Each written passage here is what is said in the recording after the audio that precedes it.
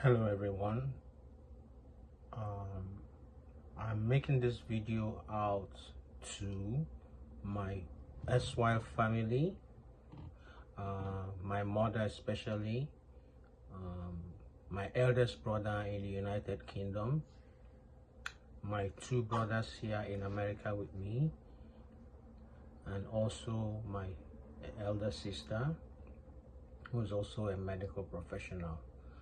um, First of all, I'd like to dedicate this video to God, who has been so merciful to me, who has given me back my life, and who's been able to stay with me through the dark moments. And then also I dedicate my life to his service. This video is a very personal video. It's just a video to assist my family, to let them know that it is by his will, not my will, that their darkest secrets has been revealed to me. And this dark secret explains why I was forcefully taken from Nigeria against my wishes in February 2009, and brought to the United States.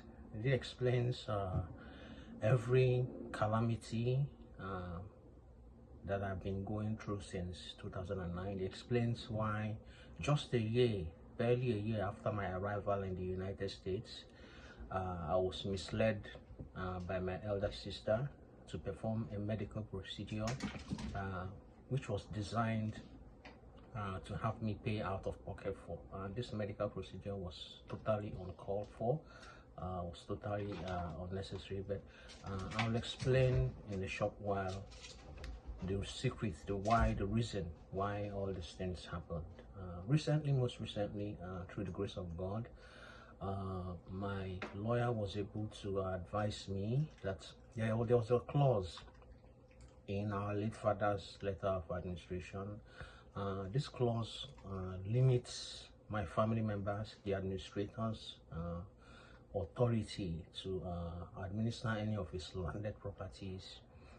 Call it a blunder, call it an act of God, call it an error by a commission or omission, but you can see clearly that this was the reason why, in retaliation to my 2008 lawsuits, rather than face the law, rather than take it to the courts and fight for your corner, my family members resorted to writing a petition against me to the defunct SARS, Special Anti-Robbery Police.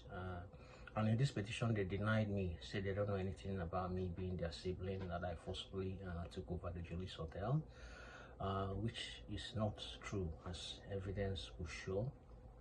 And because of this clause, explains why every accident that I've undergone here, which most times you find out that my sister actually made phone calls to me to know my ETA, like in my 2019 accident.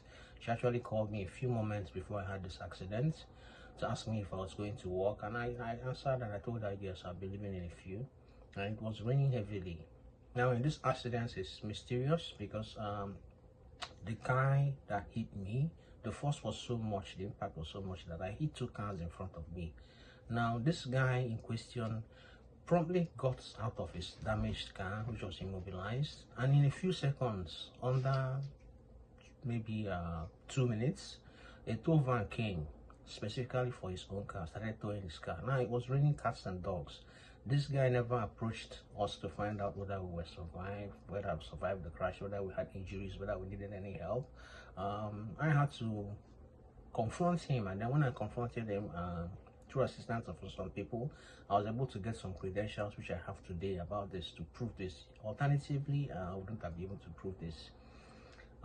Because of this also explains why the letter that I got from President Obama in 2013, just minutes after I received these letters and presented it to my family, explaining the reasons behind the letter that President Obama responded to me, was because of my successes in my company, Bulwark Project Ventures Limited, which at the point of my arrest and torture in 2009, I actually flew in a German partner from my company, my business partner, who was actually in the country at the time, calling me frantically to tell me that he had arrived at Abuja and I was supposed to come pick him up at the airport. And today my family denies all this. You can see that their strategy is to deny everything. But I see myself here losing 15 years of my life, and I know that my family, they're not really bad people per se. Yes, they might be members of the secret society, but that doesn't mean that they should be this bad to their own flesh and blood. But if you consider this reason, the reason that I just explained, where the letter of administration they have is fraudulent. Now, what this means is that they have been misadministering my late father's estate, which is a criminal act and which can land them into a lot of trouble. Now, if you consider from that point of view, you see that that's the reason why I was brought here to the United States. It explains the reason why I'm being remotely monitored through my landlord. As you can see from the text message, which is very exposing, where Dr. Anidi was informing the rest of my family that she had made some lengthy discussions with my current landlord, unbeknownst to me, and that there were some plans mapped out which she shared in a separate group, and that these plans needed everybody's approval or disapproval before they went down with this man. Now, you ask me, what am I passing through here as I stay? As I'm passing through